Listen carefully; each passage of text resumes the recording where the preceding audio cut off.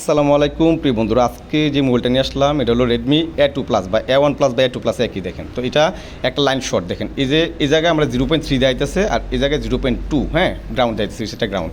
তো যে জায়গায় 0.3 দেখাইছে, আমি একটা ভিডিওতে বলছিলাম যে যখনই মাপ দিবেন, যে জায়গায় কোনো শর্ট মাপতে যাবেন, যদি মিটারে 1 পয়েন্ট যেদিক দিয়ে বেশি দেখাবে, এটাই আমাদের মেইন পজিটিভ লাইন থাকে। এটা আমাদের মূলত ভোল্টেজের এই সাইডে দিয়ে আসছে, ওই সাইডে আমরা গ্রাউন্ড থাকে, মানে এটা তো প্যারালাল আছে।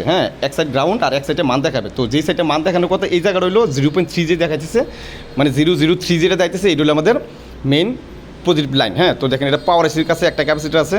এটা মূলত পাওয়ার এসি থেকে এই ক্যাপাসিটিটা হইয়া সরাসরি ওই ক্যাপাসিটারগুলোর মাধ্যমে ডাইরেক্ট স্টোরে ঢুকছে। এই দেন আমাদের যে স্টোরেজ আছে, এটার মধ্যে র্যাম এবং রুম কিন্তু আলাদা, এটা রুমের সমস্যা। পাওয়ার আইসি এবং রুমের মধ্যে আমাদের কি একটা ভোল্টেজের লাইনের মধ্যে শর্ট পাইছি আমরা। তো এখানে আমরা ভোল্টেজ ইনজেক্ট করার সময় খুব কমায় দিব, কারণ এম্পিয়ার 3 তে রাখবো, ভোল্টেজও আমরা 3 তে রাখবো। রাখার পর যেন অল্প সময় এটা সবচেয়ে বেটার হয়, আপনি ভোল্টেজটা কমায়, ধরুন প্রথম 1.2 দিলেন, তারপরে 1.8, এরপরে না হইলে 2.2 এভাবে দিতে পারেন। তো আমি 3 দিতেছি কেরে, মানে একটু দ্রুত সমস্যা ধরার জন্য। আমি জানি যে স্টোর সমস্যা হয়ে যায়, দেন স্টোরটা গরম হইতেছে, মানে আমাদের স্টোরেই মূলত শর্ট, এটা রিবুল অথবা রিপ্লেস করে দিলে হয়ে যাবে।